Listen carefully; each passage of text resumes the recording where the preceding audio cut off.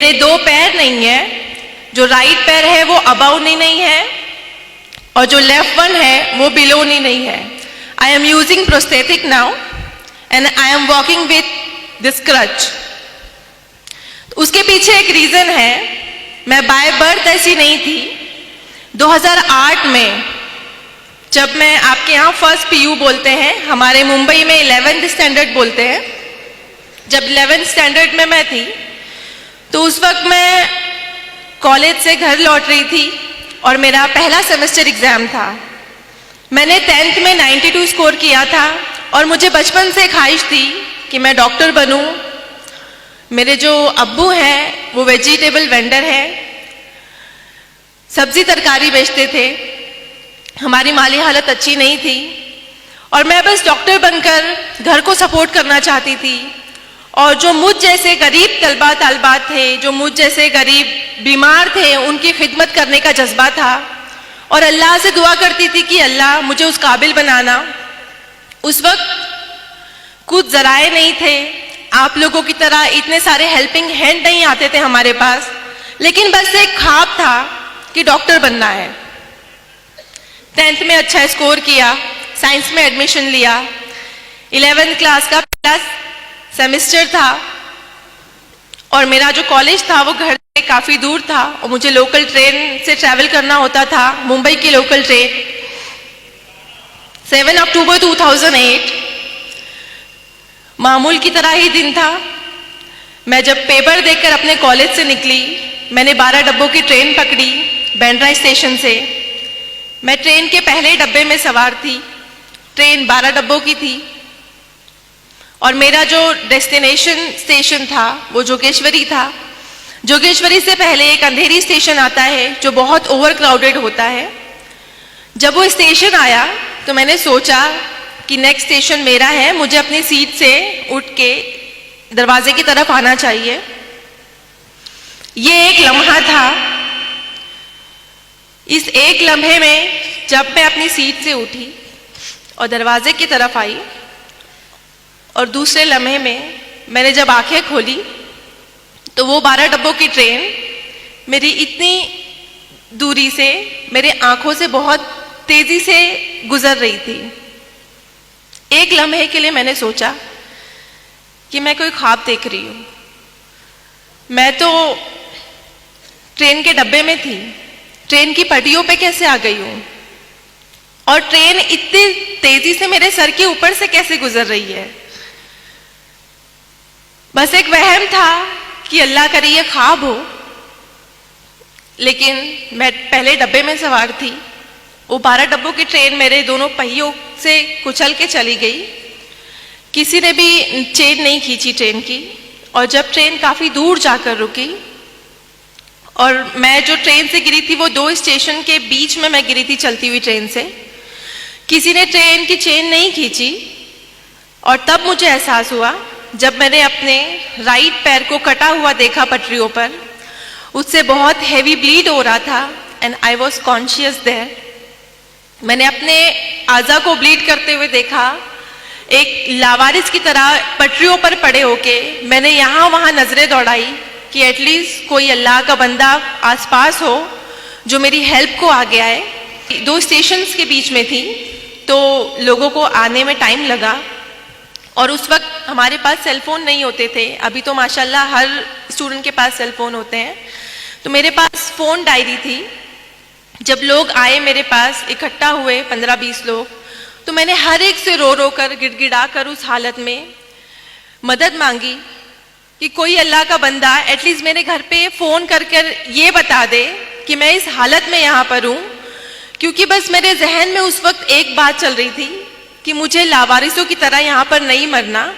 मुझे बस घर वाले मेरे साथ होने चाहिए जब मैं इंतकाल करूं, या उन्हें एटलीस्ट ये पता होना चाहिए कि मैं यहाँ पर इस हालत में हूँ।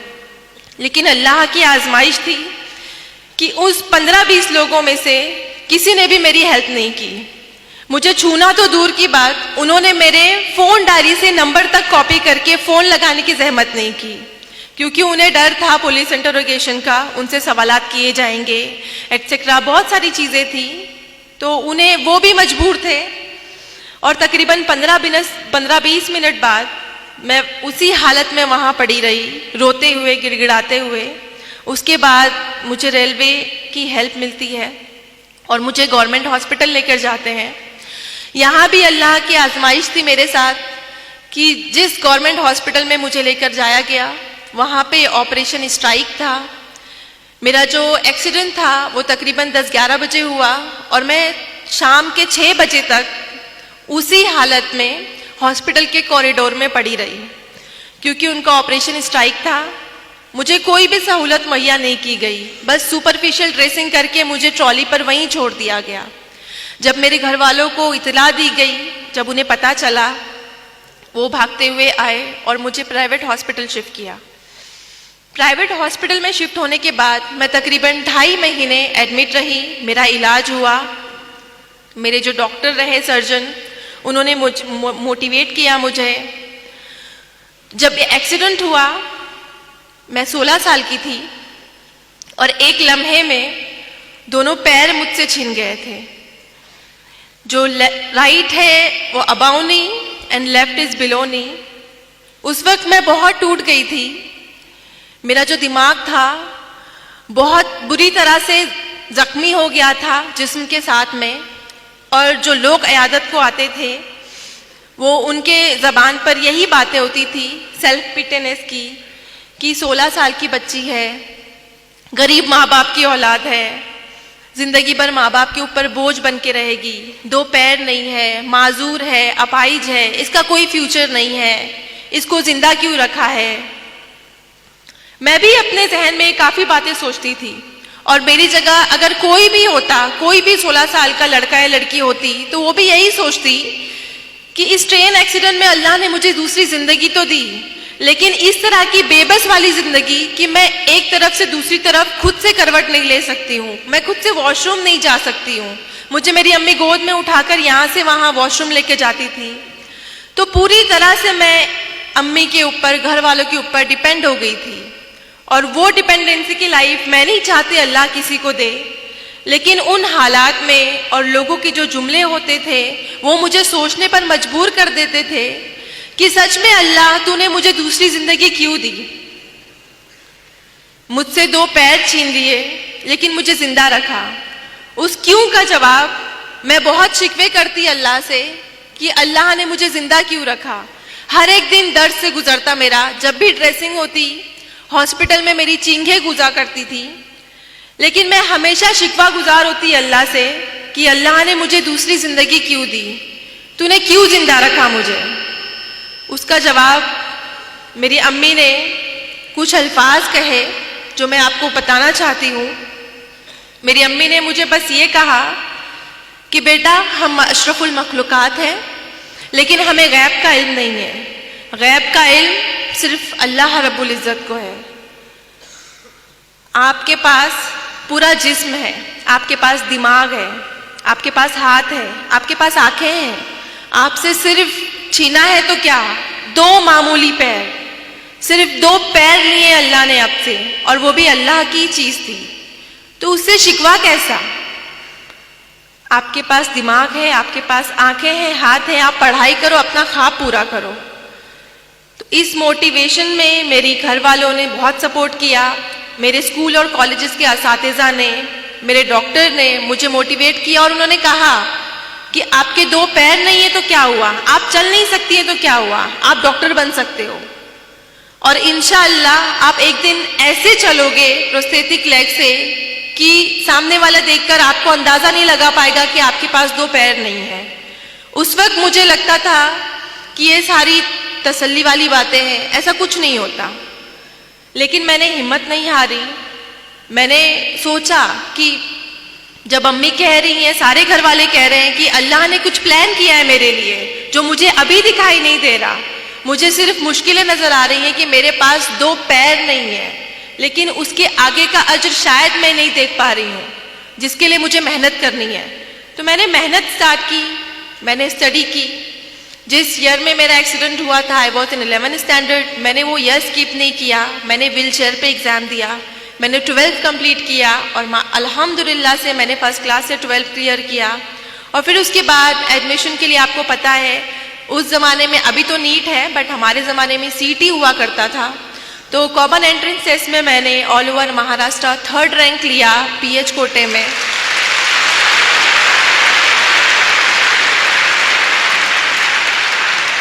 थर्ड रैंक लेने के बाद जिस तरह आपको खुशी हो रही है, मुझे इससे ज़्यादा खुशी हुई थी कि अल्हम्दुलिल्लाह मैं अपने ख्वाब के बहुत नज़दीक हूँ। और उसी दौरान मुझे ये प्रोस्थेटिक लगे, बायलैटरल जो प्रोस्थेटिक है मेरे नकली पैर, इससे मैंने चलना फिरना सीखा और मैंने 12 एग्ज़ाम क्लियर किया, सीईटी क्लियर किया। लेकिन यहाँ पर भी अल्लाह ने आजमाइश रखी मेरे लिए। मेडिकल में एडमिशन के लिए सारे डिसेबल पीपल को एक काउंसलिंग होती है, मेडिकल एग्जामिनेशन होता है और वहाँ पर हमारा डिसेबिलिटी परसेंटेज डिसाइड किया जाता है कि how much disable we are. तो वहाँ पे जब हम काउंसलिंग को गए, बहुत सारे कैंडिडेट आए हुए थे, मैं भी उनमें से एक थी। जब मेरा एग्जामिनेशन किया उन्होंने, तो मुझे मेरे डिसेबिलिटी सर्टिफिकेट पे उन्होंने 89% डिसेबल लिखा। और मेडिकल में एक क्राइटेरिया है, 20 इयर्स लॉ है कि कोई भी फिजिकल डिसेबल जो कैंडिडेट है, जो उम्मीदवार है मेडिकल में एडमिशन के लिए, वो 40 to 70 के बीच में डिसेबल हुआ तो ही एडमिशन के लिए एलिजिबल है, वरना उसे एडमिशन नहीं मिलता है। तो I was more than 70% disable that time. और तो मुझे मेडिकल में एडमिशन के लिए डिनाई किया गया कि आप 89% डिसेबल हो, आप 2 क्रचेस यूज करते हो, आपके पास 2 पैर नहीं है, तो आप मेडिकल में एडमिशन नहीं ले सकते हो, आप डॉक्टर नहीं बन सकते हो। उस वक्त जो मायूसी की लहर थी मेरे अंदर, वो मेरे एक्सीडेंट के वक्त से ज्यादा थी, क्योंकि मैंने बहुत मुश्किलों से अपने आप को समेटा था। मैंने बहुत यकीन किया था अल्लाह की जात पर कि अल्लाह ने मेरे लिए कुछ बड़ा रखा है, क्या पता इसी के जरिए मुझे डॉक्टर बनना लिखा हो। लेकिन जब डिनाई हुआ तो मैं बहुत फिर से मायूस हो गई। लेकिन वहाँ पर मेरे डॉक्टर ने मुझे सजेस्ट किया कि आपके पास एक और रास्ता है, आप नाउम्मीद मत हो अल्लाह की जात से, आपके पास एक और जरिया है, आप बॉम्बे हाई कोर्ट में अपना केस फाइल कीजिए। मेरे लिए बहुत अनोखी बात थी, आई थिंक आप लोगों के लिए भी होगी, कि मेडिकल में या कोई भी इंस्टीट्यूट में एडमिशन के लिए एक बच्चा जिसके पास एक अच्छा रैंक है, जो एलिजिबल है, उसे बॉम्बे हाई कोर्ट क्यों जाना है। उस वक्त मेरी समझ में नहीं आया, लेकिन मैंने हिम्मत नहीं हारी और मैंने अल्लाह से दुआ की, बहुत गिड़गिड़ा के दुआ की और अल्लाह पर यकीन रखा कि अगर इस तरह अल्लाह मुझे इस मेडिकल में एडमिशन को दिलाता है तो मैं ये भी ट्राई करूंगी, मैं हारूंगी नहीं इस मकाम से। तो मैंने बॉम्बे हाई कोर्ट में मैंने 2011 में केस फाइल किया अगेंस्ट मेडिकल काउंसिल। वहाँ पे विद इन 2 मंथ मेरा सब कुछ ऑब्जर्व किया गया। वहाँ पे जो जज थे मोहित शाह सर, उन्होंने मुझे देखा और मेरे अंदर का पैशन देखा उन्होंने एक्चुअली। और उस वक्त मेरे हाथों में 2 क्रचेस थी, अभी तो मैं सिंगल यूज करती हूँ, बट 2 क्रचेस के साथ में मैं जब बॉम्बे हाई कोर्ट के अंदर दाखिल होती थी, उन्होंने मेरा एटीट्यूड देखा कि, और उस वक्त जब हियरिंग होती थी तो सारे फैसले मेरे अगेंस्ट होते थे कि मैं 89% डिसेबल हूँ, मेरे पास 2 पैर नहीं है, मेरे हाथों में 2 क्रचेस है, मैं कैसे पेशेंट को ट्रीट करूंगी, मैं कैसे एक जगह से दूसरी जगह जाऊंगी। तो सब कुछ मेरे अगेंस्ट था और मैं बहुत नाउमीद हो गई थी कि शायद मुझे यहाँ पे भी डिनाई मिलेगा। और मुंबई में ऐसा कोई केस नहीं था कि मोर देन 70% डिसेबल के बाद भी किसी को एडमिशन मिला हो। मेरा केस पहला केस था जो बॉम्बे हाई कोर्ट में गया। लेकिन जब आखिरी दिन था, मैंने खुद से हिम्मत जुटाई और मैंने खुद से एक अहद किया। 2008 में मेरा एक्सीडेंट हुआ था और 2011 में ये बॉम्बे हाई कोर्ट में मैं गई। तो इन 3 सालों में मुझे डर लगता था ट्रेन की आवाज़ से। जब भी मैं ट्रेन को देखती तो मुझे खौफ बैठता था, लेकिन मैंने खुद की हिम्मत जमा की और मैंने सोचा कि अगर आज मैंने इस डर को नहीं भगाया ना, मुझे ये प्रूव करना है कि मेरे हाथों में 2 क्रचेस हैं, इस ट्रेन ने मेरे 2 पैर छीने, लेकिन मैं इसी ट्रेन में सवार होकर बॉम्बे हाई कोर्ट जाऊंगी। और लास्ट डे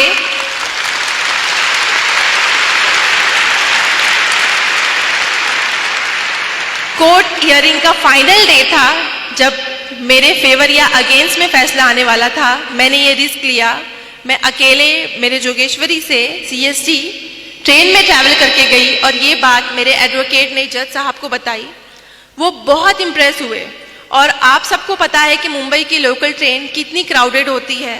उन्होंने कहा कि हम जैसे नॉर्मल इंसान नहीं आ सकते एक जनरल डब्बे में, और ये बच्ची जस्ट बिकॉज उसको एडमिशन चाहिए, उसके अंदर इतना पैशन है कि उसको डॉक्टर बनना है, मैं इसको एक मौका देना चाहता हूँ।